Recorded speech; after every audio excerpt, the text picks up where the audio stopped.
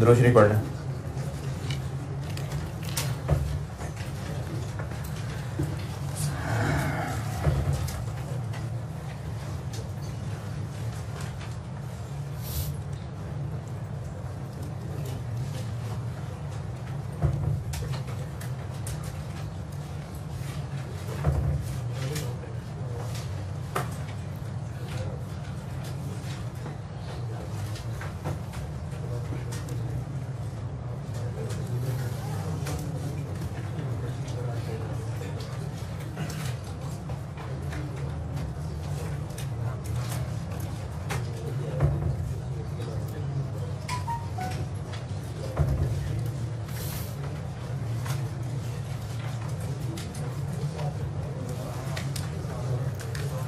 Question number 19।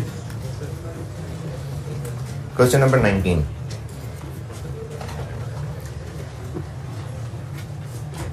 जून में TL के head office में आग लग गई थी और साथ वाली बिल्डिंग को भी नुकसान पहुंचा।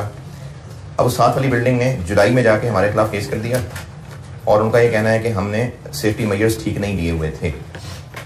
तो फिर प्रेजेंट ऑब्लिगेशन है क्योंकि हमारी ही गलती है और आग जून में लग चुकी हुई थी और वकील का ख्याल है कि 70% चांसेस हैं कि हम गलत साबित होंगे, तो ये प्रोबेबल है। और जितने पैसे वो मांग रहे हैं उसका 40% हमें देना पड़ेगा, तो 50 मिलियन का 40% प्रोविजन बन जाएगी।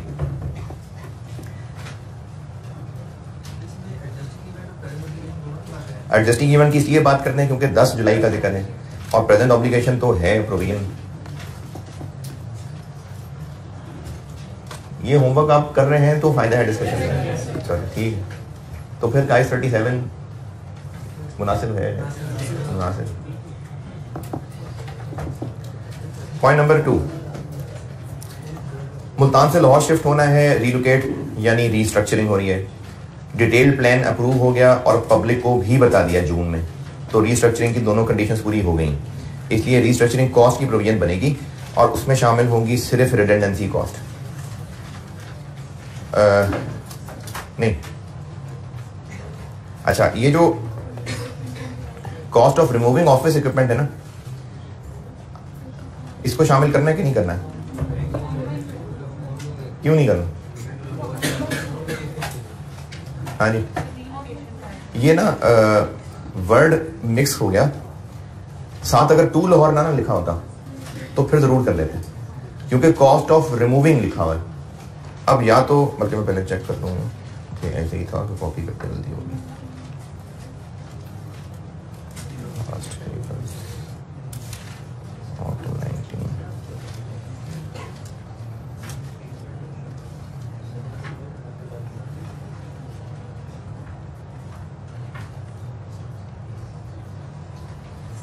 अच्छा, वही मुझे लगा कुछ गलती होगी। ये रिमूविंग नहीं है, ये RE नहीं है, ये मूविंग है। ये रिमूविंग में वही मुझे लग रहा था कि अजीब सी वर्डिंग आ गई है। ये RE नहीं है, मूविंग है। नहीं, वो ना होता ना, अगर सिर्फ कॉस्ट ऑफ रिमूविंग होता तो बस वो रिमूविंग होता, वो टू लाहौर ना होता, तब वो ऐड हो जाता, क्योंकि कॉस्ट ऑफ रिमूविंग बिल्कुल ऐड हो जाता। तो ये रिमूविंग नहीं है, मूविंग है।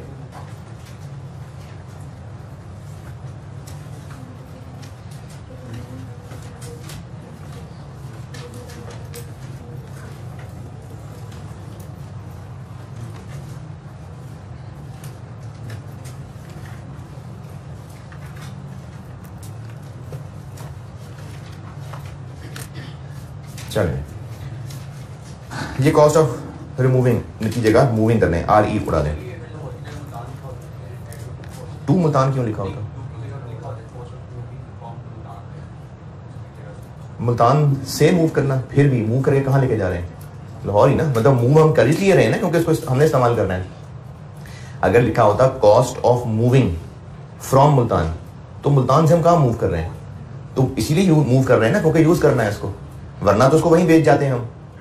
तो इसलिए cost of moving office equipment है, एक जगह से दूसरी जगह शिफ्ट करना। रिमूविंग लिखा होता, हाँ वो तो मैं कह रहा हूं कि अगर रिमूविंग का वर्ड है फिर उसने होना था उसके अंदर शामिल। अगर ये कॉस्ट ऑफ रिमूविंग होता तो फिर आगे टू लाहौर ना होता, बस सिर्फ कॉस्ट ऑफ रिमूविंग होता, रिमूविंग, फिर ये जरूर इसका हिस्सा बनता नहीं स्ट्रक्चरिंग का। लेकिन ये रिमूविंग नहीं है, मूविंग है, ये आर ई गलती से लिखा है। और जो एम्प्लॉइज को कंपनसेशन दे रहे हैं जो रीलोकेट करने पे एग्री हुए हैं, ये भी ऑन गोइंग है, इसलिए ये भी शामिल नहीं होगा। और मैनेजर की सैलरी, ये तो एग्जिस्टिंग है तो उसको तो सैलरी देते ही देते हैं, तो ये इंक्रीमेंटल नहीं है, तो इसलिए सिर्फ 20 मिलियन की प्रोविजन बनेगी।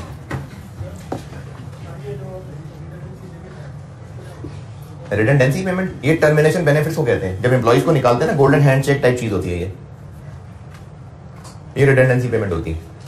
अच्छा, पॉइंट नंबर 3 स्टॉक में। अच्छा, ये पॉइंट नंबर 3 बड़ा इंटरेस्टिंग है इस लिहाज से कि इससे पहले जो ऑनरस कॉन्ट्रैक्ट की प्रैक्टिस की थी वो बेचने वाले से रिलेटेड थी, कि हमने सस्ता बेचने का कॉन्ट्रैक्ट किया हुआ था, अब महंगा खरीदने का कॉन्ट्रैक्ट किया हुआ।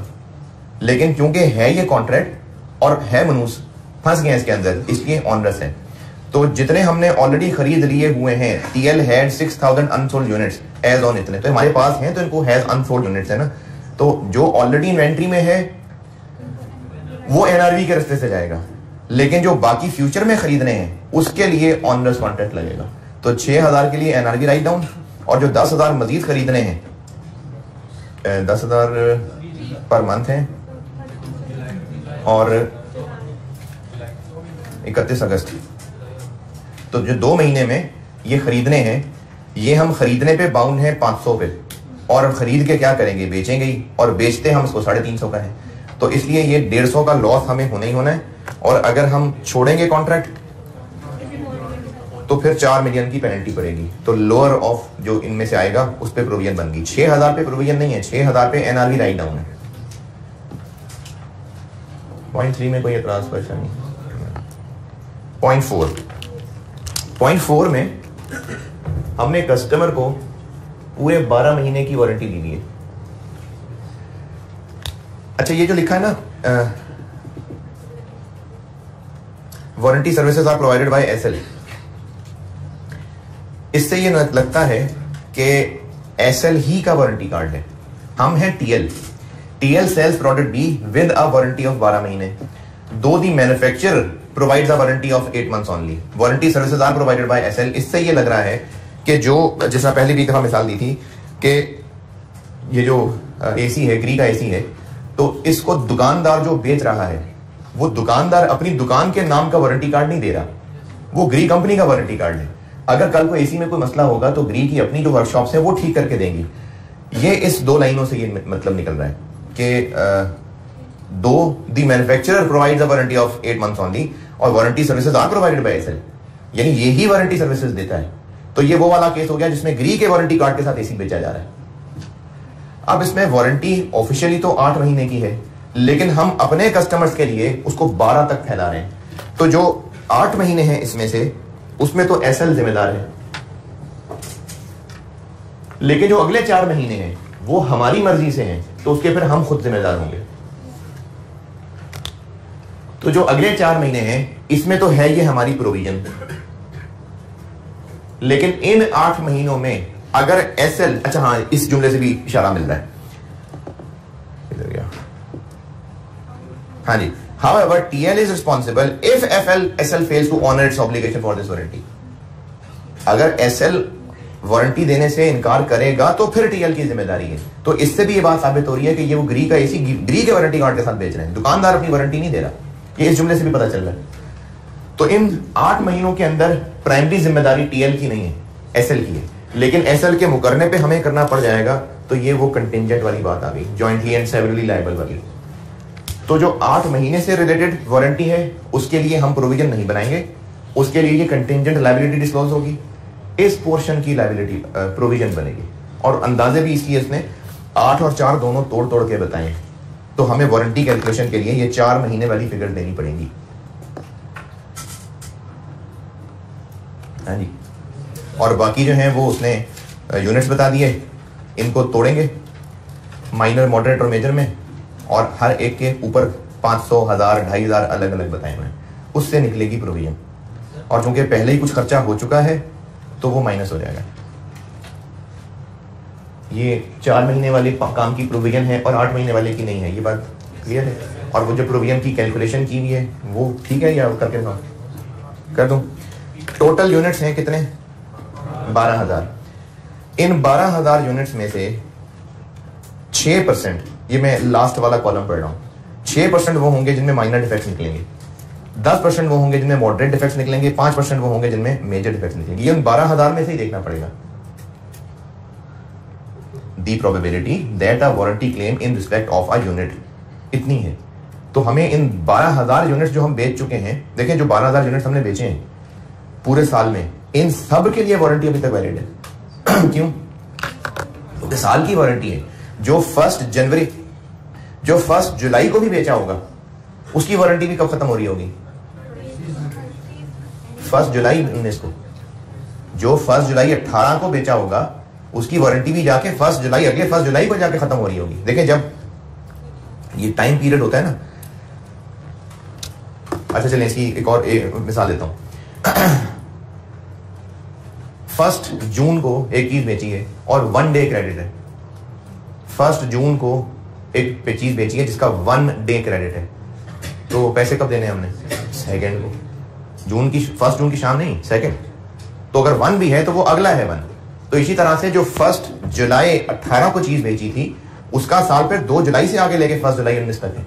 तो जो इस साल में पहले ही दिन भी यूनिट बेचा होगा उसका भी अभी एक दिन बाकी है। तो इसलिए पूरे साल में जो 12,000, इससे पहले जो मैं खुद सवाल बना के कराता था ना, उसमें हमने ऐसे भी किया था कि एनुअल सेल्स दी हुई थी लेकिन उसको 3/12 किया था। क्यों? क्योंकि वारंटी 3 महीने की थी। तो इसमें है वारंटी साल की, इसलिए सारे के सारे 12,000 ये सब अभी अंडर वारंटी हैं। तो इन 12,000 के ऊपर हम कैलकुलेशन करेंगे। पहले जो खुद सवाल मैंने कराए थे उसमें सेल वैल्यू पे हम परसेंटेज लगा रहे थे कि इतने में से इतनी चीजें वापस आएंगी। अब वो यूनिट्स के ऊपर लगा रहे होंगे। क्यों लगा रहे होंगे यूनिट्स पे? क्योंकि जब मैंने सवाल बना के कराए थे मैंने उसमें आपको रिपेयर कॉस्ट कही थी 4% ऑफ सेल वैल्यू। अब उसने कहा है 500 रुपए पर यूनिट। जो आपको रिपेयर कॉस्ट बताई है चौथी लाइन में, वो 500 रुपए, 1,000 रुपए, 2,500 रुपए, ये क्या है? In each unit. तो ये पर यूनिट है। इनको टोटल तक पहुंचाने के लिए किससे मल्टीप्लाई करना पड़ेगा? नंबर ऑफ यूनिट से। इसलिए हमें प्रोविजन की कैलकुलेशन के लिए नंबर ऑफ यूनिट्स के साथ चलना है। 12,000 में से 4% वो होंगे जिनमें माइनर डिफेक्ट आना है। कितने बने? 6 720। दूसरा क्या है? 10% वो होंगे जिनमें मॉडरेट आएंगे और 5% वो होंगे जिनमें मेजर आएंगे। 600। एक बार ये यूनिट्स निकल आए ना, अब उनको उनकी रिपेयर कॉस्ट से मल्टीप्लाई कर लें। 2500। ये बन जाएगी वारंटी का एस्टिमेटेड टोटल एक्सपेंडिचर। जितना खर्चा हो चुका वो माइनस कर दें तो बाकी प्रोविजन रह जाएगी।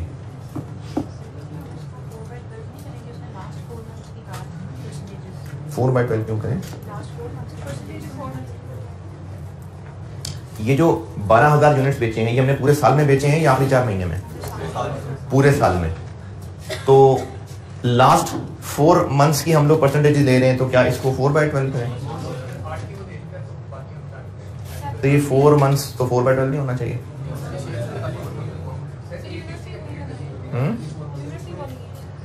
इसने ना असल में डाटा, ये जो टेबल बनाया हुआ है ना, इसका कॉन्टेक्स्ट ये है।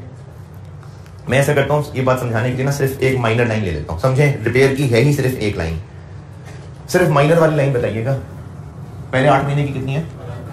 12%। कितना बना 12%? 1,440। और अगली लाइन 6% है, 720। अगर ये माइनर मेजर मॉडरेट ना होता, एक ही लाइन होती। मैं एक लाइन से समझा देता हूँ। इस लाइन की इंटरप्रिटेशन ये है कि इन 12,000 में से 1440 यूनिट्स वो हैं 8 महीने के अंदर अंदर आ जाएंगे। 720 यूनिट्स वो हैं जो अगले 4 महीने के अंदर आएंगे। हम कौन से वाले में जिम्मेदार हैं? अगले 4 महीने वाले। तो 4/12 नहीं करना, उसने ऑलरेडी अगले 4 महीने के हिसाब से अंदाजा बताया कि उन 4 महीनों में इतने यूनिट्स आने और पहले 8 महीने में इतने यूनिट्स आने। तो हमें सिर्फ अपने अगले 4 महीने वाले से कंसर्न है। पहले वाले तो ऐसा खुद ही संभाल लेगा, हमें वो देखना है जो आखिरी 4 महीनों के अंदर यूनिट्स आने। तो ये वही है जो उसने बताया आखिरी 4 महीनों में इनकी रिपेयर आनी।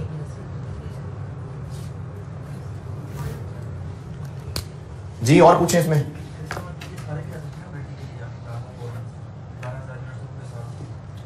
देखिए आने को तो सारे ही एंड पे आ सकते हैं, लेकिन उसमें फिर ये मतलब नहीं होगा।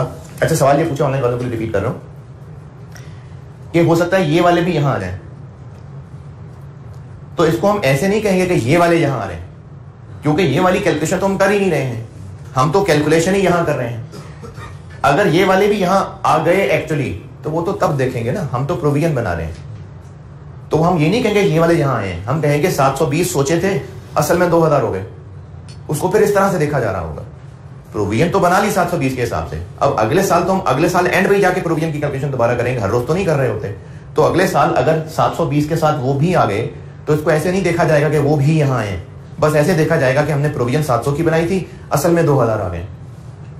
तो ये वो काम हो जाएगा जो एक दफा वो डैमेजेस वाला किया था कि प्रोविजन डेबिट, P&L और डेबिट, वो जो वकील ने कहा था 7 लाख है लेकिन और देने पड़ गए थे, तो और रिपेयर करने पड़ गए, मजीद एक्सपेंस डेबिट हो जाएगा। 0.4 डन। क्वेश्चन 23। अच्छा, जो क्वेश्चन 23 है ना, ये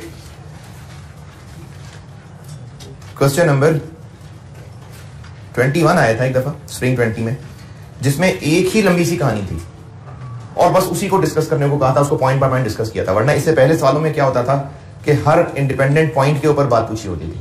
जैसे अभी तक जितनी प्रैक्टिस की है, हर एक पॉइंट अलग अलग है, डिफरेंट पॉइंट्स थे, बल्कि कुछ तो बीच में I-37 के थे भी नहीं, सब अलग अलग पॉइंट्स थे।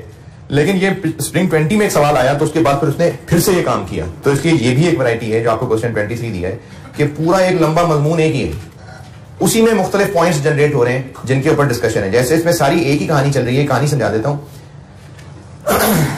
HAL गाड़ियां बनाता है और उसने एक नई गाड़ी लॉन्च की डिलक्स के नाम से 1 जनवरी 21 को, और ईयर एंड है 30 जून 21।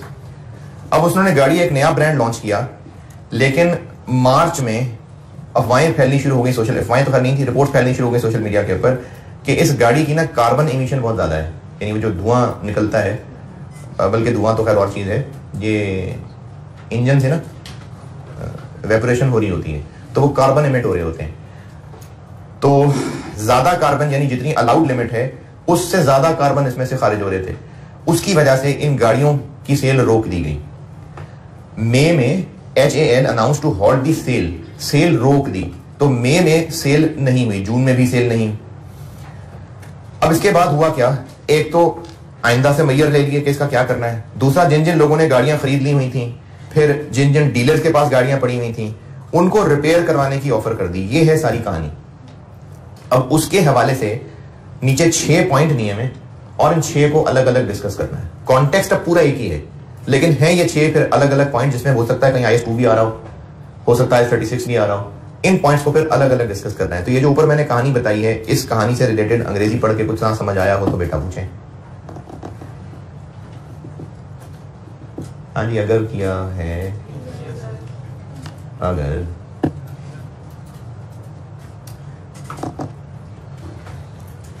हाँ जी, मैं पूछने ही भूल गया आपसे दफा। हाँ किया सर? नहीं।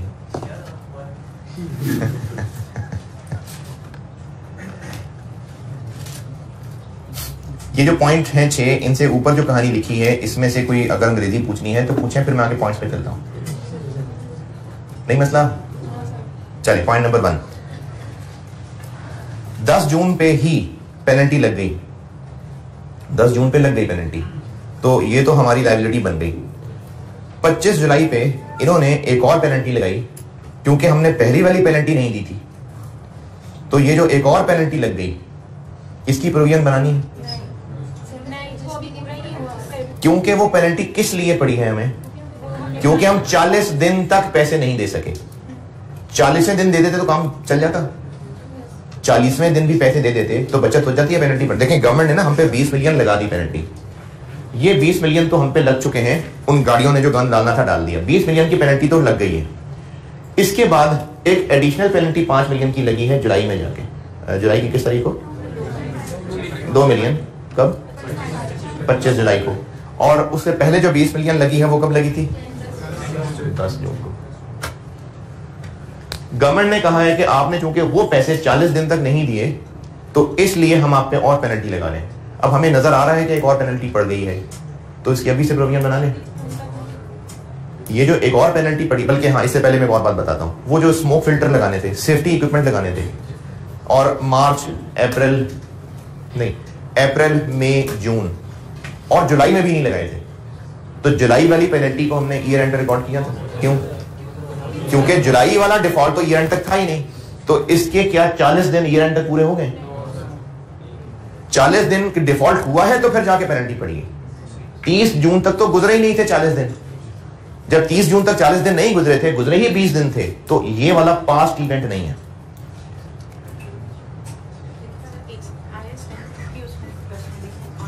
IS 10 के कॉन्टेक्स्ट में ही बता रहा हूं वो पेनल्टी क्यों पड़ी। चलो IS 10 की, मैंने तो पास्ट इवेंट का वर्ड बोल दिया, IS 10 के कॉन्टेक्स्ट में देखते हैं अगला 2 मिलियन क्यों पड़ा। कब? हाँ, तो क्या 40 दिन ईयर एंड पे मौजूद थे? नहीं, ईयर एंड के बाद 40 दिन हुए, तो वजह तो मौजूद ही नहीं है ईयर एंड पे, तो इसकी एडजस्टिंग नहीं है। तो इसको अगर IS 10 के कॉन्टेक्स्ट में जवाब दें तो ये एडजस्टिंग नहीं है, क्योंकि इसकी वजह 40वां दिन गुजरना है, तो वो तो ईयर एंड के बाद गुजरा है, तो इसलिए ये एडजस्टिंग नहीं है। और अगर इसको IS 37 के कॉन्टेक्स्ट में बात करें तो इसका पास्ट इवेंट 40 डेज का डिले था, ऑब्लिगेटिंग इवेंट, तो वो ईयर एंड तक हुआ ही नहीं था। तो 20 की प्रोविजन बनेगी, पेबल बनेगा इनफैक्ट, और 2 को हम लोग प्रोविजन नहीं बनाएंगे। पॉइंट 1। पॉइंट नंबर 2, हाँ ये इसने बड़ा ना एक अच्छा पॉइंट खेला, इसमें जज्बाती बच्चों ने किया होगा कि इस 10 मिलियन को प्रोविजन कह दिया होगा कि हमने जो खराब इन्वेंट्री पड़ी हुई थी, defect in the existing inventory, उसको ठीक किया अगस्त में 15 मिलियन पे, तो इसकी प्रोविजन बना लें। नहीं, ये इन्वेंट्री की बात हो रही है तो उसने तो एनआरबी में हैंडल होना है। अच्छा चलो इसको एनआरबी राइट डाउन कर लें। नहीं, एनआरबी राइट डाउन भी अगेन जज्बाती आंसर है। हमें क्या पता कॉस्ट और एनआरबी में कितना फर्क पड़ा है, क्या पता अच्छा खासा प्रॉफिट होता है इन चीजों पे। देखिए अगर ये इन्वेंट्री जो हमारे पास पड़ी है जिसको हम ठीक कर रहे हैं, अगर इसकी कॉस्ट 80 मिलियन है और सेल प्राइस 200 मिलियन है, तो 15 मिलियन कॉस्ट टू रिपेयर करके भी एनआरबी कॉस्ट से ज्यादा ही है। तो इसलिए सिर्फ रिपेयर कॉस्ट हो जाने से ये नहीं पता चल रहा कि एनआरबी कॉस्ट से नीचे गिर गई है। हमें नहीं पता सेल प्राइस कितनी है, क्या पता बहुत ज्यादा हो, तो इसलिए इस 15 मिलियन को राइट डाउन नहीं कर लेंगे।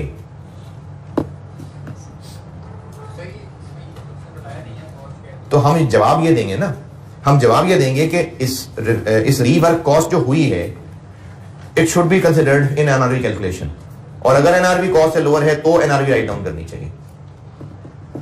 बात तो यह है कि इस 15 को कंसिडर करना है कि नहीं करना। हाँ करना है, क्योंकि ईयर एंड पे खराबियां मौजूद हैं, इनको ठीक करने जो हम 15 मिलियन खर्च कर रहे हैं अगस्त में, इसको होना चाहिए ईयर एंड की कैलकुलेशन में कंसिडर। लेकिन अगर एनआरबी स्टिल ज्यादा है तो बस फिर मैं राइट डाउन नहीं करना।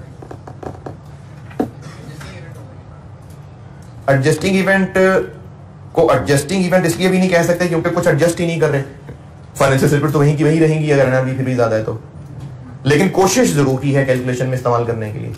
तो ये एडजस्टिंग इवेंट कहना इसको इतना ज्यादा ठीक नहीं है, इसके लिए ये कह देना मुनासिब है कि इसको हम जरूर कंसिडर करेंगे इन कैलकुलेशन ऑफ एनआरबी, और अगर एनआरबी कॉस्ट से कम हुई तो फिर राइट डाउन भी कर लेंगे।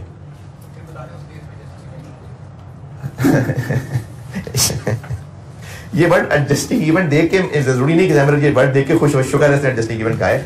हम ये इतनी सारी कहानी जो बता रहे हैं कि इसको हम एनआरबी कैलकुलेशन में कंसिडर करेंगे, एनआरबी अगर कॉस्ट से लोअर हुई तो इन्वेंट्री को राइट डाउन कर लेंगे। पॉइंट नंबर 2, यार आपकी शक्लों पे जो है ना वो मुझे कुछ जज्बात को हालात बदलते नजर नहीं आ रहे, पता नहीं आपने किया है नहीं किया, मुझे नहीं तसल्ली हो रही। मैं टाइम भी लगा रहा हूँ कंसोलिडेशन का, और आप लोग अगर नहीं कर रहे तो बेटा मेरा ख्याल था कि सारी डिस्कशन आपको फायदा देगी, लेकिन जिन्होंने किया है चलो ठीक है अच्छी बात है, जो नहीं कर रहे वो टाइम जाया हो रहा है वाकई। सच्ची सच्ची कितने लोगों ने किया है होमवर्क ट्राई? ठीक,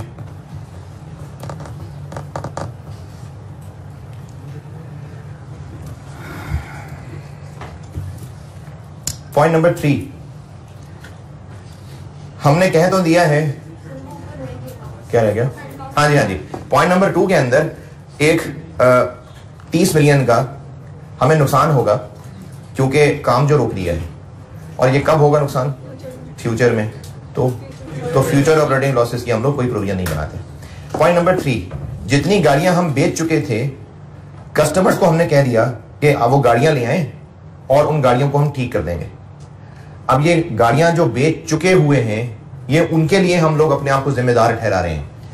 defect in all vehicles sold during March to May, जो हम ईयर एंड से पहले गाड़ियां बेच चुके हैं, हमने कस्टमर्स को ऑफर की है कि आप हमारे डीलर्स के पास ले आएं और आपको ये गाड़ियां ठीक कर दी जाएंगी, और डीलर्स को भी हमने कहा फिक्र नहीं करना, हम पैसे देंगे तुम्हें। तो इसलिए हमने दुनिया वालों को बता दिया कि हम डिफेक्ट दूर करने को तैयार हैं, आप गाड़ियां ले आएं और हम ये डिफेक्ट दूर कर देंगे। तो present obligation as a result of past event है, और प्रोबेबल आउटफ्लो भी है, क्योंकि वकील को लगता है कि 85% लोग वापस आएंगे।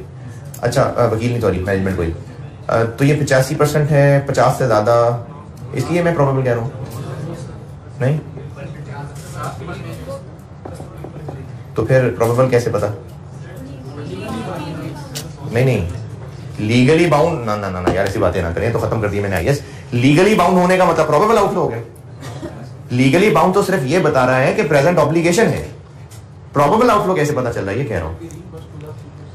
आउटफ्लो प्रोबेबल है, ये कैसे पता?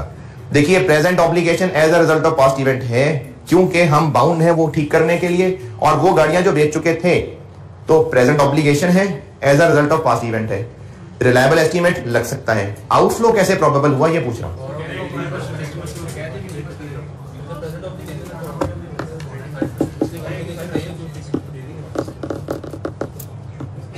आउटफ्लो प्रोबेबल कैसे?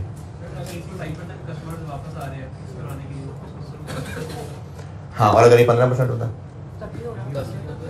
15% होता 85% की जगह, तो भी आउटफ्लो प्रोबेबल होता। ये वो बात आ गई जो क्लास ऑफ ऑब्लिगेशन होती है। क्लास ऑफ ऑब्लिगेशन में अगर दो बंदों के भी वापस आने की उम्मीद है, तो खर्चा तो होगा ना, तो खर्चा होना है, तो प्रोबेबल आउटफ्लो है। मैंने आपको बताया था कि ये क्लास ऑफ ऑब्लिगेशन वारंटी वाला, इसमें प्रोबेबल होता ही होता है। अगर 2, 4, 5% लोगों के भी वापस आने की उम्मीद है, चूंकि कल मैंने इसकी मिसाल भी दी थी कि अगर एक प्रैक्टिस क्लास रखी है और फोटोकॉपीज करवानी है, और अगर उम्मीद है कि FAR 2 में से 15 लोग आ जाएंगे, तो मतलब कॉपीज होनी है। अब वो 15 कौन से हैं, फर्क नहीं पड़ता, पूरी क्लास में से 15 लोगों ने आना है, तो फोटोकॉपी का खर्चा होना ही होना है। अगर 5 की भी उम्मीद होती तो भी फोटोकॉपी का खर्चा होना है। तो जब क्लास ऑफ ऑब्लिगेशन होती है, तो वो होती ही होती है प्रोबेबल आउटफ्लो।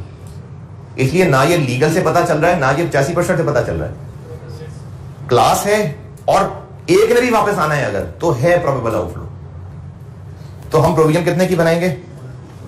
50 मिलियन के 85%। Point number 4, internally generated brand जब एसेट ही नहीं होता, तो उसकी वैल्यू कम हो या ज्यादा हो, हमें क्या फर्क पड़ता है? Point number 5, value in use कम हो जाएगी। तो ये ना, ये पॉइंट्स उसने जज्बाती खेले हुए हैं। अब स्टूडेंट पेपर में बैठा, पॉइंट नंबर 5, वैल्यू यूज कम हो जाएगी, इम्पेयरमेंट लॉस, तो इससे इम्पेयरमेंट लॉस नहीं हो जाएगा। वैल्यू इन यूज डाउन हो रही है, हाँ, इंडिकेशन जरूर है, कर लें इम्पेयरमेंट टेस्टिंग, इम्पेयरमेंट टेस्टिंग जरूर कर लें, लेकिन फौरन ऐसे इंपेयर नहीं कर देना। क्या पता कैरिंग अमाउंट से अभी भी ज्यादा हो, तो इसलिए इसको इम्पेयरमेंट करना है ये नहीं कह देंगे, इसको हम कहेंगे कि वैल्यू इन यूज कम हुई है, ये एक इंडिकेशन है, और इसलिए मैनेजमेंट को इसकी इम्पेयरमेंट टेस्टिंग करनी चाहिए। और लास्ट, गवर्नमेंट ने कहा है कि आप ये अपनी सिस्टम में चेंजेस करें, अपनी मशीनरी चेंज करें, तो प्रेजेंट ऑब्लिगेशन नहीं अवॉइड हो सकती है, बंद कर दें बिजनेस, ना बेचें गाड़ियां, रखे साइकिलें बेचनी शुरू कर दें। तो इसलिए ये 100 मिलियन खर्च करना ये नहीं है प्रेजेंट ऑब्लिगेशन।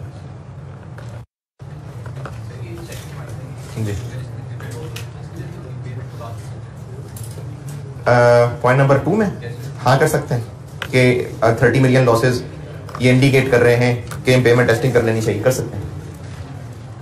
Question 23 done.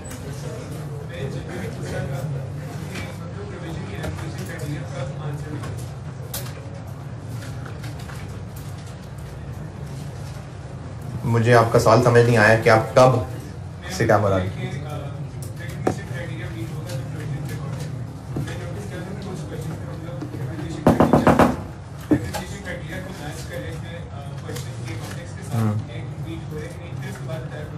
जी ठीक है, बिल्कुल ऐसे ही।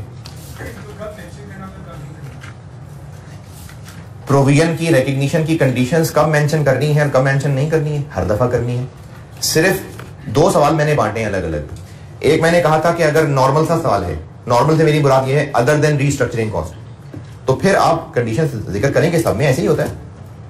जब एक रीस्ट्रक्चरिंग से हटके सवाल है, जैसे इसमें सारे सवाल रीस्ट्रक्चरिंग से हटके हैं, और प्रोविजन का सवाल है, ये ना IS 10 का सवाल हो तो उसमें प्रोविजन की रिकग्निशन रखने हो, है प्रोविजन का सवाल, और उसमें प्रोविजन बननी है या नहीं भी बननी है, तो उनमें आना है रिकग्निशन कंडीशंस का जिक्र, सब में होना है इस तरह से। सिर्फ रीस्ट्रक्चरिंग वाले सवाल में उन कंडीशंस की बजाय रीस्ट्रक्चरिंग वाली 2 कंडीशंस का जिक्र आ जाएगा। कौन से वाले में? नहीं, कुछ में आपको लगा कि नहीं है। अच्छा, ये जो पीछे सोल्यूशन है ना इसका, ये मैंने आईकैप वाली कॉपी किया हुआ है और मुझे लगा कि इन्होंने बड़ी छोटी सी टू द पॉइंट बातें लिखी हुई हैं बस, लेकिन आप उसको पूरा फुल फ्लैश ही लिखें कि कंडीशंस रिलेट करें, कंडीशंस के हिसाब से जवाब दें। पीछे मुझे जवाब देख के लगा मैंने बस ऐसी गुजारी चलाया हुआ है। तो ठीक है, ये एग्जामिनर की मेहरबानी होगी अगर उसने छोटा आंसर रख के मार्किंग प्लान लगाया होगा, लेकिन आप पूरी ही बात रखें। आपको क्या पता कि एग्जामिनर कम पे नंबर दे देगा या ज्यादा पे देगा, तो आप पूरा जामे आंसर ही करें। चले, अब आपने एक बड़ा सवाल गुजार लिया, तो अब आप सवाल कर रहे हैं क्वेश्चन 21। ये भी इस तरह का एक फुल फ्लैश बड़ा सिनेरियो है। क्वेश्चन 21 ये है स्ट्रिंग 20 का।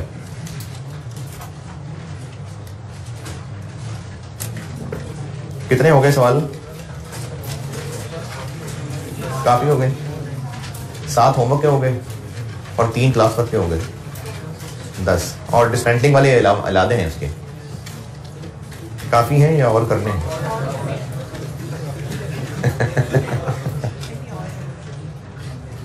हाँ जी, सीरियसली और करने हैं? चले ठीक है, शाबाश, ना होने देना कंसोलिडेशन खत्म। क्वेश्चन 21, एक क्वेश्चन 21 है और इससे पीछे चलते हैं तो 19 भी हो गया, 18 भी हो गया, 17, 16, 15, 14 है, 15 हो गया ना यार। आपने नहीं किया होगा लेकिन हो गया। ये वो 2 साल वाला सवाल था। चलें 12 कर दें, 21 और 12। क्वेश्चन 21 और क्वेश्चन 12।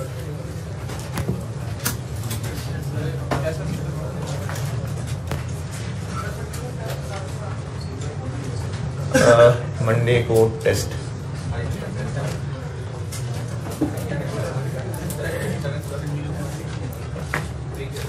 कल पूछिएगा क्योंकि अगले वीक में टर्म टेस्ट उन्होंने पोस्टपोन कर दिए, वो अगले वीक में चले गए।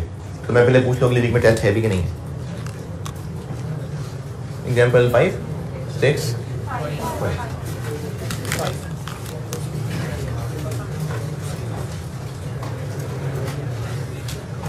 क्या लिखा था मैंने?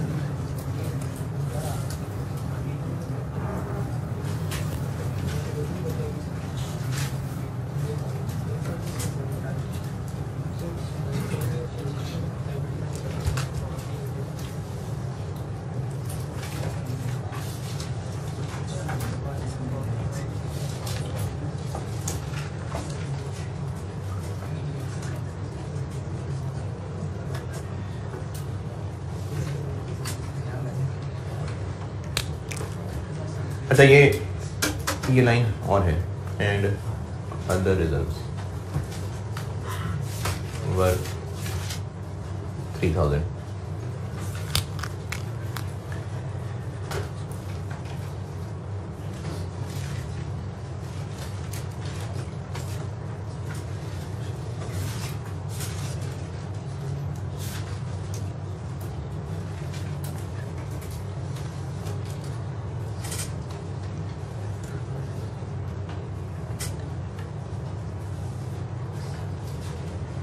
टोटल देखें,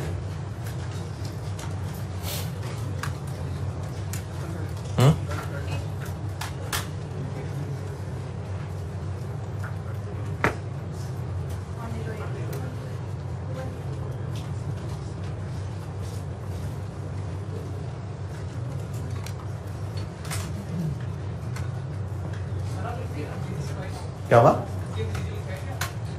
इनकी अंग्रेजी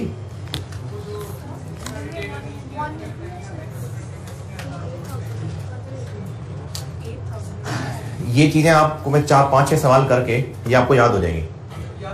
हाँ तो बस बहुत है, याद हो जाएंगे। उसके बाद जब एडजस्टमेंट करवाऊंगा तो उनकी मैंने अंग्रेजी लिखी हुई है सारी। कंसोलिडेशन में मैं आपको लिखवाने पे टाइम की बजाय प्रैक्टिस पे ज्यादा टाइम लगवाऊंगा, इसलिए मैंने वो सारा कुछ लिखा हुआ है, वहां से याद करना है। नहीं नहीं ये 50 है।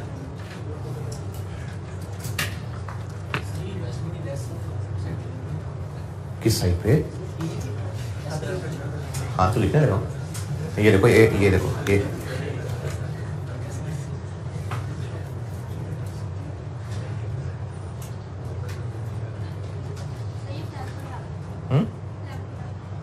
समझ नहीं आई, समझ नहीं आई मुझे। ये थोड़ा ऊपर करना है।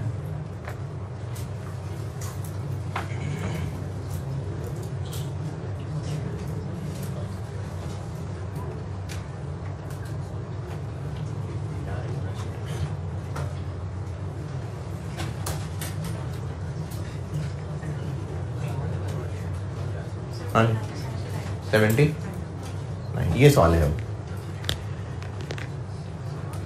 अभी तक ये किया कि लाइन बाय लाइन एडिशन है, लेकिन एस का कैपिटल नहीं आएगा, एस के प्री एक्विजिशन रिजर्व नहीं आएंगे, पोस्ट एक्विजिशन रिजर्व पी के साथ ऐड हो जाएंगे, इन्वेस्टमेंट इन एस की लाइन खत्म हो जाएगी, और जो पी ने ज्यादा पैसे दिए थे वो गुडविल के नाम से एसेट आ जाएगा। ये 4 काम किए अभी तक।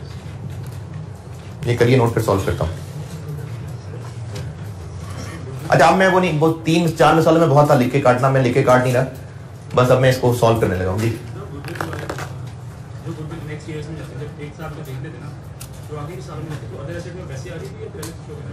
गुडविल जो उस वक्त हमने शेयर्स खरीदते हुए पैसे दिए थे, बस वो परचेज्ड थी, वही एसेट है, वो हर साल में एसेट है। उसके बाद दोबारा जब गुडविल बढ़ना शुरू हो जाएगी तो वो इंटरनली जनरेटेड गुडविल बढ़ रही होगी। इंटरनली जनरेटेड गुडविल कोई गुडविल नहीं होती, इंटरनली जनरेटेड गुडविल नहीं होता एसेट, परचेज गुडविल है, और वो वही है बस जो पैसे दिए थे।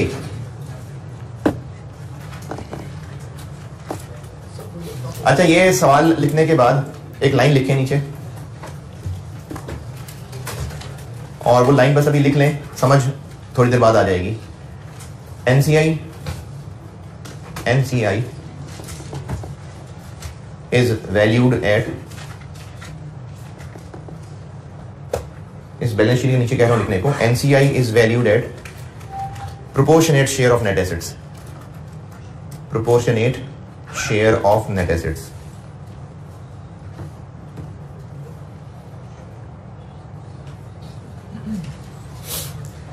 इसका मतलब नहीं समझाया आपको। रिक्वायर्ड है मुझसे ग्रुप बैलेंस शीट।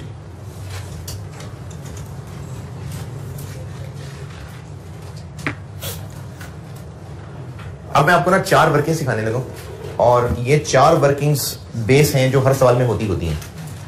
ये बढ़ती जरूर जाएंगी, यानी इनके अगर मैं अभी 2 लाइनें लिखूंगा तो ये बढ़ के 10-12 लाइनों तक भी जा सकती हैं, लेकिन बेस ये 4 वर्किंग्स ही हैं। इसके अलावा फिर सवाल के हिसाब से हस्बे जरूरत, हस्बे जायका, वो और वर्किंग हो सकती हैं, लेकिन ये 4 बेसिक वर्किंग सिखाने लगा हूं आपको। ग्रुप बैलेंस शीट बनाता हूं, पहले वर्किंग सिखा दूं। गुडविल, कल वाले सवाल में 8,000 रुपए गुडविल कैसे कैलकुलेट की थी कि जो पुराने लोगों से उनके शेयर्स खरीदे थे वो थे कितने के और हमने पैसे कितने के दिए, क्योंकि जिन लोगों से शेयर्स खरीदे थे वो इक्विटी के मालिक हैं, तो वो कितने रुपए के उस वक्त मालिक थे, उस वक्त किस वक्त नाम दिया था उस दिन को, एक एक्विजिशन डेट, उस दिन वो कितनी वर्थ के मालिक थे और हमने कितने पैसे दिए, इसका डिफरेंस कल 8,000 था। तो वो जबानी हो गया, अब उसकी वर्किंग बता रहा हूं। हमने कितने पैसे दिए, इन्वेस्टमेंट का वर्ड भी ठीक है, कंसिडरेशन ट्रांसफर का वर्ड भी ठीक है, कंसिडरेशन ट्रांसफर है वैसे, लेकिन इन्वेस्टमेंट चलेगा। कितने पैसे दिए सवाल में? 51।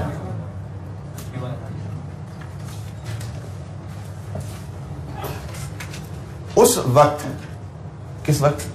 एट एक्विजिशन हमने ये दे के शेयर्स खरीदे, तो जो शेयर्स हैं वो जिन लोगों के पास थे वो इक्विटी के मालिक थे, वो शेयर्स बेच के जिस इक्विटी के मालिक थे उससे वो दस्तबरदार हो गए।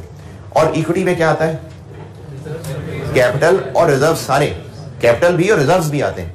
इसके लिए ना वर्ड इक्विटी के अलावा एक और वर्ड यूज होता है, उसको कहते हैं नेट एसेट्स। इक्विटी को नेट एसेट्स भी कहते हैं।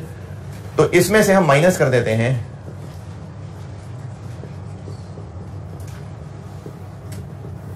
कि उस वक्त नेट एसेट्स थे कितने। उस वक्त एस की इक्विटी क्या क्या थी? कैपिटल था।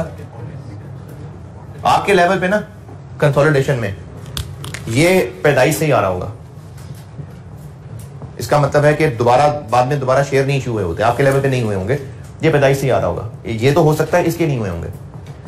तो उस वक्त भी एस का कैपिटल कितना था? ये मैं इस वक्त की बात कर रहा हूं। उस वक्त भी 40 था। और इसकी इक्विटी में तब क्या क्या था? अदर रिजर्व्स थे कितने? 3000। रिटेन अर्निंग्स उस वक्त कितनी थी? 10,000। आज बैलेंस शीट में ज्यादा है, लेकिन हम कैलकुलेशन गुडविल की किस डेट को सामने रखते हुए कर रहे हैं? Acquisition date. कि जब पी ने शेयर्स खरीदे तो उस वक्त एस की इक्विटी थी कितनी? इतनी थी। कितनी? 53। इस 53 इक्विटी के अगेंस्ट उसने 51 पे किया और सारे शेयर ले लिए। सारे शेयर तो नहीं लिए, 80% लिए। तो ये उस वक्त कितना है? 50। उस वक्त एस की टोटल इक्विटी इतनी थी। जिन लोगों से हम शेयर्स ले रहे हैं वो इसमें से कितने के मालिक थे? 42। वो इतनी वर्थ के मालिक थे जिन लोगों से हमने शेयर्स। देखें ये जो ब्लैक में मैंने यहां लिखा है ना, ये है एस की उस दिन टोटल इक्विटी। ये टोटल इक्विटी थी।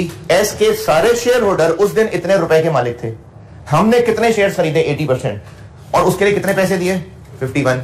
तो 51 में से 53 माइनस कर दो। नहीं, 51,000 जिस चीज के लिए पे किया गया वो माइनस करेंगे तो पता चलेगा कितना एक्स्ट्रा दिया है। तो इसका 80% है जो हमने खरीदा है। कितने पैसे एक्स्ट्रा दिए हमने? 86। ये है गुडविल, ये गुडविल। तो अब से ऑनवर्ड आपको सवाल ना होने के बराबर चांस है कि पूरे 100% शेयर खरीदे हो। नहीं, इतने नहीं खरीदे होंगे, 100 से कम ही खरीदे होंगे। तो इसलिए अब से ऑनवर्ड गुडविल हम ऐसे कैलकुलेट कर रहे हैं। नहीं, रिटेन अर्निंग्स को अलग ही रखना चाहिए। अदर रिजर्व्स, मैंने अदर रिजर्व्स कहा, इसकी जगह रिवैल्यूएशन सरप्लस भी हो सकता था, लेकिन रिटेन अर्निंग अलग रखनी है। ये गुडविल की कैलकुलेशन है।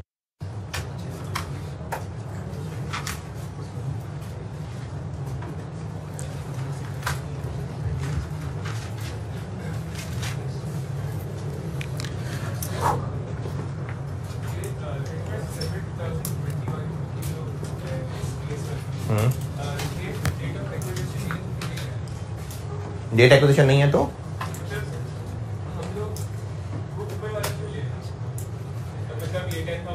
अब हम ग्रुप बैलेंस शीट किस दिन बनाने लगे हैं? 31 दिसंबर 21। हर साल जब भी फाइनेंशियल स्टेटमेंट बनेगी तो साथ कंसोलिडेटेड फाइनेंशियल स्टेटमेंट भी बनेगी।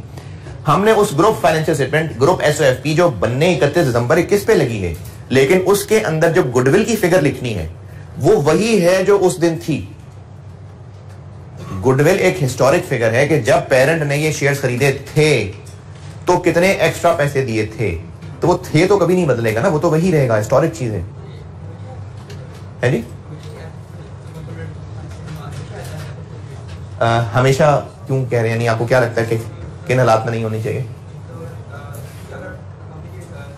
आगे ना एक एडजस्टमेंट आ रही है जिसमें इस गुडविल को हम इंपेयर कर देंगे, तो बस वो इंपेयरमेंट ही होनी है इसके साथ जो होनी है। अगर नहीं होनी तो फिर हमेशा आती रहेगी।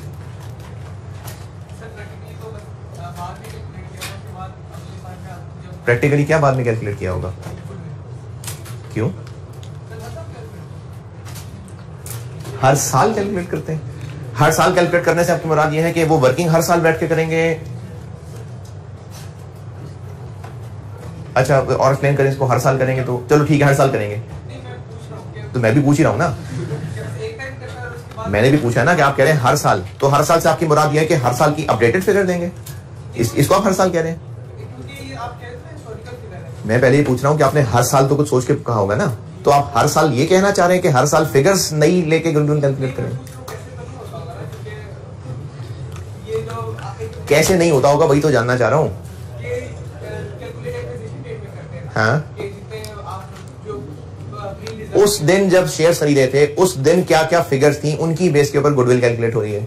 हर साल नई फिगर्स पे नहीं गुडविल कैलकुलेट होती, क्योंकि गुडविल एक हिस्टोरिक चीज है। हाँ, जैसे पिछले साल आपकी जो उम्र थी अब भी वही है, वही है, बढ़ गई ना, तो डेट ऑफ बर्थ भी एक साल आगे बढ़ गई, डेट ऑफ बर्थ कम हो गई। तो डेट ऑफ बर्थ तो एक हिस्टोरिक चीज है ना, एज बढ़ रही है। हम ग्रुप बैलेंस शीट हर साल बना रहे हैं, लेकिन goodwill is like date of birth, कि जब शेयर खरीदे थे उस वक्त कितने पैसे एक्स्ट्रा दिए थे, तो वो तो हिस्टोरिक चीज वही रहेगी। हाँ, एक चीज आगे होनी है इसके साथ, वो इंपेयरमेंट है, वो आएगी आगे। Goodwill done.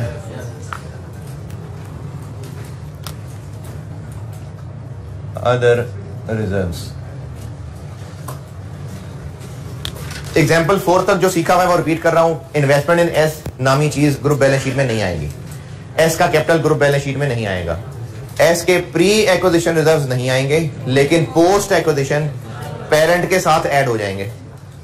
तो पेरेंट के जो अपने अदर रिजर्व्स हैं उनमें पी एस के पोस्ट एक्विजिशन हम साथ मिला लेते हैं। तो पेरेंट के अपने कितने हैं? 12,000।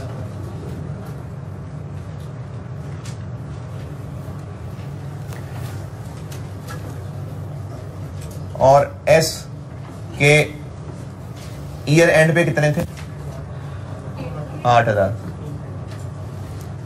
लेकिन ये सारे तो ऐड नहीं करने, पोस्ट करने हैं। तो पोस्ट के लिए इसमें से हम प्री एक्विजिशन निकाल देते हैं, 5,000। रिजर्व्स पे किसका हक होता है?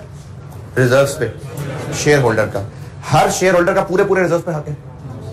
फिर हक किस हिसाब से होता है? जितनी शेयर होल्डिंग है। तो पी का इस पूरे पे हक है 80%।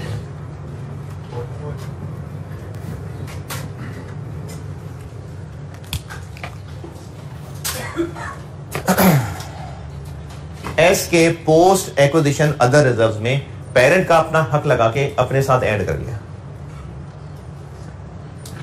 कुछ अच्छा नहीं लगा मुझे, लग रहा है आपको। ये कौन, ये क्या है? तो मोबाइल है जी? हाँ,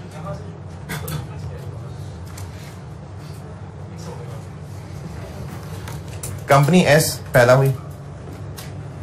आज कंपनी एस के अदर रिजर्व्स 8,000 हैं। एक्विजिशन डेट के वक्त ये 3,000 थे। एक्विजिशन के बाद कितने कमाए? 5,000। ये 3,000 मैंने यहां लिखे, ये 5,000 मैंने यहां लिखे, यानी 3,000 यहां इस्तेमाल कर लिए, 5,000 यहां इस्तेमाल कर लिए। ये पांच कैसे निकला? डिफरेंस ना, आपको तो चूंकि बचपन से मैथ पढ़ पढ़ के तो 8 और 3 का डिफरेंस शायद कैलकुलेट ना करना पड़े, है ना। 8 और 3 ज़बानी पता चल जाएगा, लेकिन वैसे तो डिफरेंस ही है ना। तो ये मैंने वो डिफरेंस निकाला। इसी तरह से रिटेन अर्निंग्स के साथ भी शुरू होगा।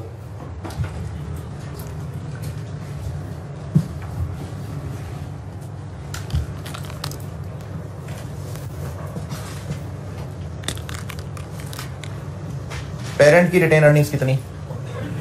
47,000। इसमें हम एस की पोस्ट एक्विजिशन करेंगे ऐड। तो पोस्ट एक्विजिशन निकाल तो लें, अभी 33 है और एक्विजिशन तक 3 थी, 10 थी। तो पोस्ट एक्विजिशन हुई फिर 23। तो पूरा 23 इधर ऐड कर दें? नहीं, हमारी शेयर होल्डिंग के हिसाब से हक होगा तो 80%। 18,400।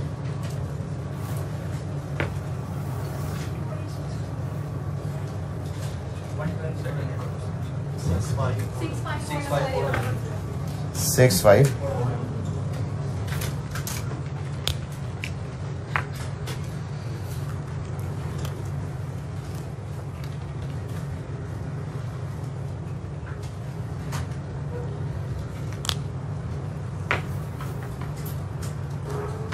गुडविल की वर्किंग, कितने पैसे दिए थे और उस वक्त एस की इक्विटी क्या थी, लेकिन हमने इस सब के लिए पैसे नहीं दिए थे, इसके 80% के लिए दिए थे।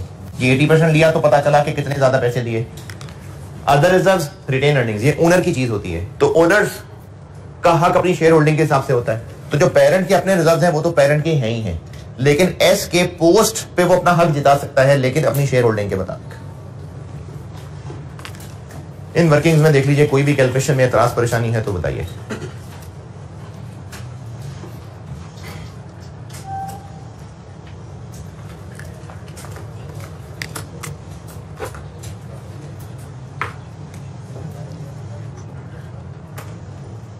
हाँ जी,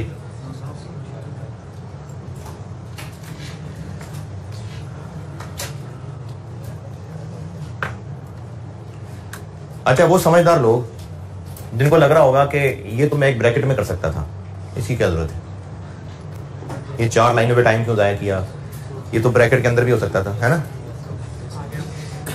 और आपने इरादा भी कर लिया होगा, यार सर को क्या पता, हम ब्रैकेट में ही करेंगे, है ना।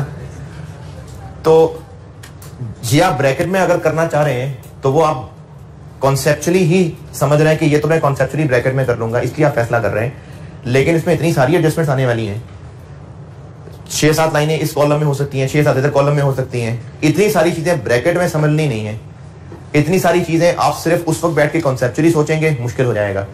तो मेरा इस कंसोलिडेशन को पढ़ाने का तरीका ही यही है कि मैंने स्ट्रक्चर्ड वर्किंग्स बार बार बोर्ड पे सॉल्व होना, बार बार आप लोगों ने इसको सॉल्व करना, आपके जहनों में ये वर्किंग्स या फॉर्मेट छप जाए ताकि एक स्ट्रक्चर बन जाए सवाल का। सवाल ये मुश्किल भी हो ना तो 70-80% सेम ही होगा। तो इसलिए आपने जब सब बार बार प्रैक्टिस सेम पैटर्न पे की होगी तो आपके हाथ को ही कंसोलिडेशन याद हो गई होगी। तो इसलिए अभी आप क्लास वर्क करें, होमवर्क करें, वो सारे पूरे फॉर्मेट लिख के करें। बेशक थोड़ा टाइम ज्यादा लग रहा होगा, लेकिन प्रैक्टिस कर करके ये टाइम बचा लेंगे आप। पेपर में जो वैसे सोचने पे टाइम लगाना था वो इसको लिखने पे टाइम लगा लें। तो इसलिए आपसे गुजारिश यही है कि आप होंगे बहुत काबिल, लेकिन इन वर्किंग्स को, फॉर्मेट्स को फॉलो कर लेंगे तो फायदा है। यहां तक बताइए कोई एतराज परेशानी है तो। ग्रुप बैलेंस शीट बनाता हूं मैं जी। नहीं होगी, किसी और में भी होगी। Group balance sheet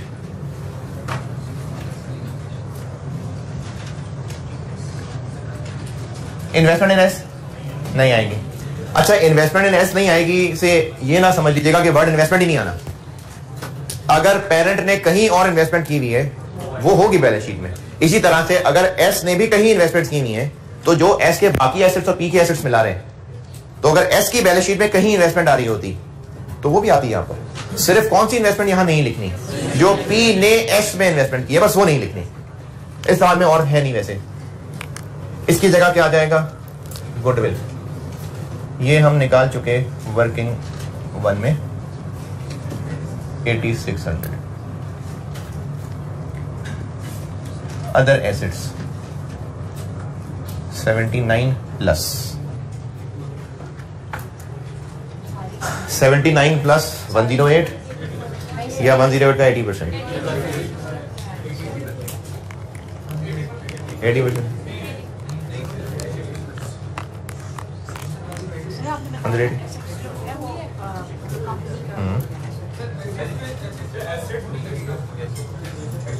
assets business के होते हैं, शेयर होल्डर्स के नहीं होते। परसेंटेज तो उस पे लगे जो शेयर होल्डर्स की चीज हो। ये तो बिजनेस के एसेट्स हैं।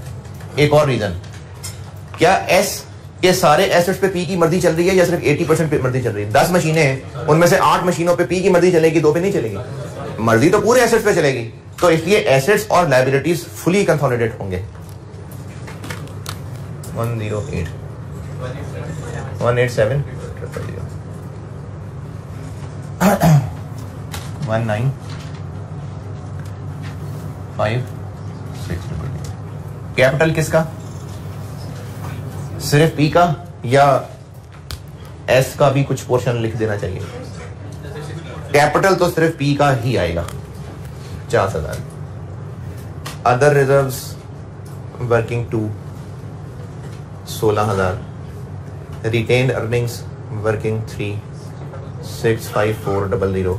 इधर मैंने लाइन छोड़ी है।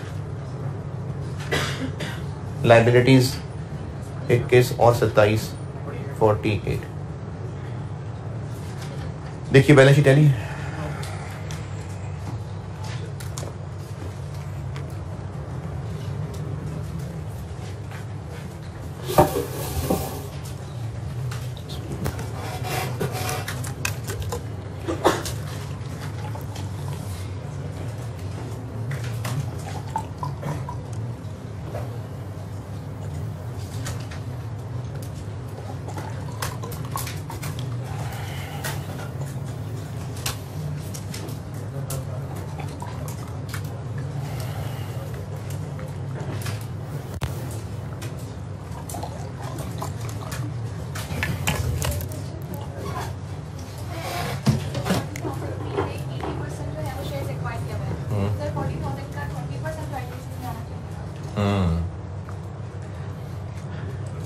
एस का कैपिटल हम ग्रुप बैलेंस शीट में क्यों नहीं लिख रहे थे? क्योंकि हम ये कह रहे थे कि शेयर कैपिटल किसी को इशूड है तो वो तो हमें इशूड था, लेकिन अब तो सारा हमें इशूड नहीं है, 20% तो नहीं है हमें इशूड, तो वो 20% आना चाहिए, आना चाहिए, आना चाहिए, बिल्कुल आना चाहिए। एस के कैपिटल में से हमारे पास 80% शेयर्स हैं, बाकी 20% जिन लोगों को इशूड हैं वो लोग अभी तक दुनिया में मौजूद हैं, तो एस का सारा कैपिटल खत्म नहीं होना चाहिए। वहां बहरहाल फिर भी नहीं आएगा, कैपिटल के नाम से वो 50 ही आएगा। ये जो बैलेंस शीट है इसका स्ट्रक्चर ये होता है कि ये एसेट्स हैं, ये लायबिलिटीज हैं, इनका जो नेट है उस नेट के मालिक शेयर होल्डर हैं। ये बिजनेस के एसेट्स हैं, ये बिजनेस की लायबिलिटीज हैं। इस एसेट और लायबिलिटी की नेट फिगर, नेट एसेट्स के मालिक शेयर होल्डर हैं। यही बात अब हम ग्रुप की करते हैं। ये ग्रुप के एसेट्स हैं, ये ग्रुप की लायबिलिटीज हैं, इनका नेट एसेट्स के मालिक बस सिर्फ पी है या कुछ और लोग भी हैं? देखिए, एक कंपनी के एसेट्स, एक कंपनी की लायबिलिटीज, नेट एसेट्स के मालिक उस कंपनी के शेयर होल्डर्स, एक कंपनी के एसेट्स, एक कंपनी की लायबिलिटीज, नेट एसेट्स के मालिक उस कंपनी के शेयर होल्डर्स। तो अभी इस वक्त जो ग्रुप के अंदर लिखा हुआ पी और एस दोनों मिला के, इनके शेयर होल्डर्स सिर्फ पी या पी के लोग ही हैं। एस के वो लोग भी तो हैं जिन्होंने शेयर्स नहीं बेचे। कितने हैं वो लोग? पेरेंट और सब्सिडरी का रिश्ता किस वर्ड से मैंने कहा था बन रहा है? कंट्रोल। तो पेरेंट के पास 80% शेयर हैं, इसलिए पेरेंट के पास कंट्रोल है। जो बाकी 20% लोग हैं, बेशक वो कंट्रोल नहीं कर रहे, लेकिन एस के शेयर होल्डर तो हैं, तो उनको एक नाम दिया जाता है नॉन कंट्रोलिंग इंटरेस्ट। इन सब लोगों को मिला के नॉन कंट्रोलिंग इंटरेस्ट कहते हैं। और इन लोगों के लिए हमें कोई खास इंटरेस्ट नहीं है ये जानने में कि उनका कैपिटल में कितना हिस्सा है, उनका रिजर्व में कितना हिस्सा है, हमें कोई फर्क नहीं पड़ता इसके जानने से। हमारे लिए सिर्फ इतना, जैसे क्रिकेट टीम टूर पे जा रही है, उस टूर पे जो टीम पूरी जा रही है उसमें हम आम लोगों का इंटरेस्ट इसमें होगा कि खिलाड़ी कौन कौन है। अगर क्रिकेट फॉलोअर्स हैं तो खिलाड़ियों में इंटरेस्ट होगा। वो जो 5-6 ऑफिशियल साथ जाते हैं उनमें इंटरेस्ट है जानने में, उनके लिए हम एक वर्ड बोल देंगे, स्टाफ, ऑफिशियल्स। अब वो कौन है जो भी हैं, उनमें मैनेजर कौन है, उनमें कोच कौन है, में फर्क नहीं पड़ रहा। हमारे लिए खिलाड़ी अलग अलग पहचान लिस्ट होनी जरूरी थी, उस टेक्निकल स्टाफ की लिस्ट होने की हमें कोई जरूरत ही नहीं है। तो इसलिए हमने ये तो एडमिट करना है कि हमारे साथ कुछ और शेयर होल्डर्स भी हैं, लेकिन उनका कैपिटल में कितना हिस्सा है, रिजर्व में कितना हिस्सा है, ये हमें कोई जरूरत नहीं जानने की। हम सिर्फ एक लाइन लिख देंगे, नॉन कंट्रोलिंग इंटरेस्ट, और एनसीआई उसका मशहूर एब्रीविएशन है, आप पेपर में यूज कर सकते हैं बिल्कुल, नॉन कंट्रोलिंग इंटरेस्ट। इस लाइन में हम वो फिगर लिखेंगे कि जो उन 20% लोगों की जितनी भी इक्विटी है, एस की इक्विटी में वो 20% लोग भी तो मालिक है ना। यहीं से बताता हूं आपको, इनमें से 20% के मालिक हैं वो, इनमें से भी हैं, इनमें से भी हैं। कितना बना इसका 20%? इस सारे का 20% 16। ये एनसीआई है जो वहां लिखे हैं, लेकिन इसको ऐसे कैलकुलेट नहीं करना, कैलकुलेट ऐसे नहीं करना, कैलकुलेट करना है आपने ऐसे, वर्किंग फॉर एनसीआई। ये जो लोग एनसीआई हैं, एक्विजिशन डेट पे ये कितने के मालिक थे? एक्विजिशन डेट पे ये कितने के मालिक थे? 53,000 के 20% के।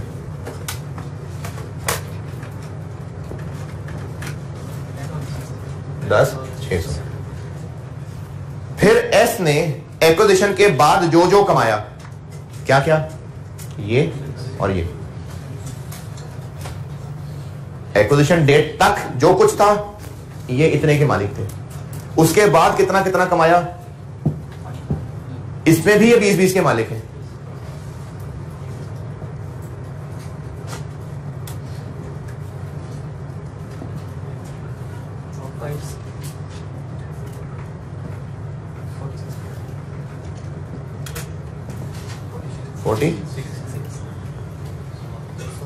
$16 ये ऐसे करना है, ऐसे नहीं करना,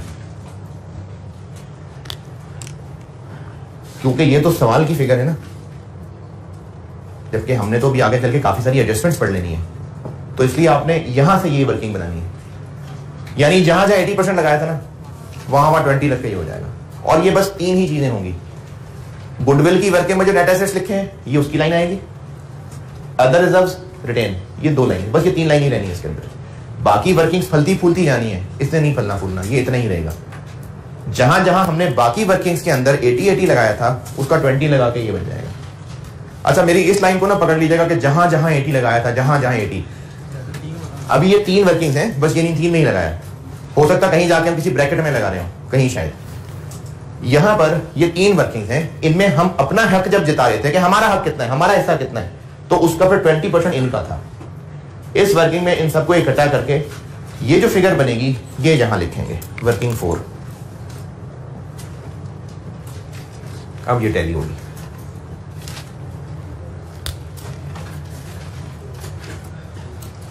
जी आगे, पहले तो ये पूछा अगले वीक में टेस्ट है भी कि नहीं?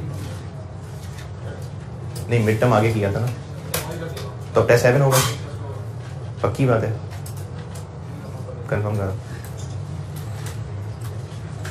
जी।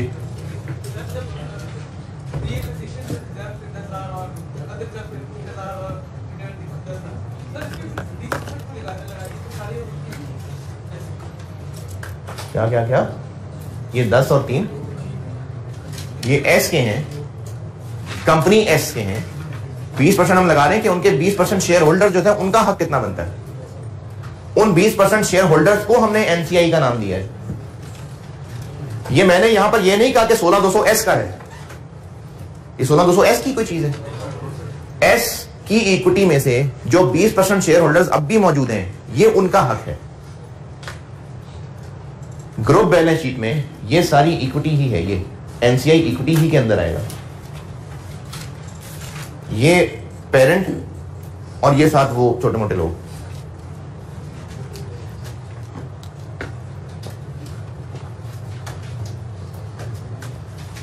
जी जी, क्यों नहीं हो रही? सारा काम 80-80 पे नहीं किया। एसेट्स लायबिलिटीज तो पूरे पूरे लिए हैं,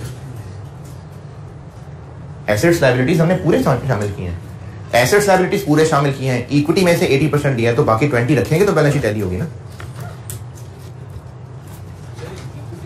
अच्छा, 5 मिनट से ज्यादा का काम नहीं है इसलिए अभी कर रहे हैं आप, ये होमवर्क नहीं है, अभी कर रहे हैं आप आइए पेज 374।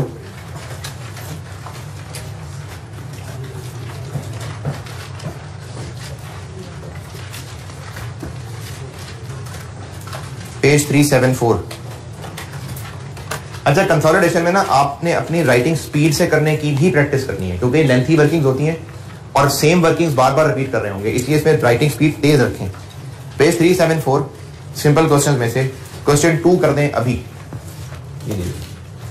374 क्वेश्चन 2 अभी सॉल्व कर दें जल्दी से, स्पीड।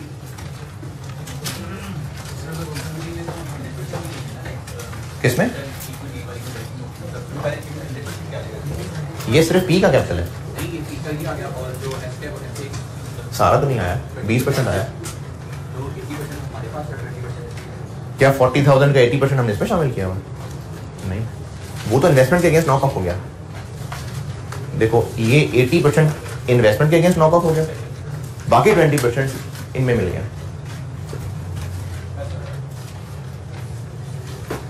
टेस्ट 7 है भाई अगले मंडे को, तो आज 37 जी 20% उसका। इस सवाल के बारे में और वैसे याद रख लें, शेयर प्रीमियम कैपिटल के साथ जुड़ा रहेगा, शेयर प्रीमियम कैपिटल के साथ ही जुड़ना है। यानी यहां पर पी का कैपिटल तो प्रीमियम भी सिर्फ पी का, एस का कैपिटल ये रहा तो एस का प्रीमियम भी इधर ही होगा, कैपिटल के साथ प्रीमियम, क्योंकि असल में भी कैपिटल प्रीमियम एक साथ ही होते हैं। वो तो वैसे दो अकाउंट तोड़े होते हैं, वरना वो एक ही ट्रांजेक्शन से जनरेट हुए होते हैं। तो शेयर प्रीमियम सवाल में अगर हुआ तो जहां जहां जिसका कैपिटल लिख रहे होंगे वहां वहां उसका प्रीमियम साथ लिख देंगे।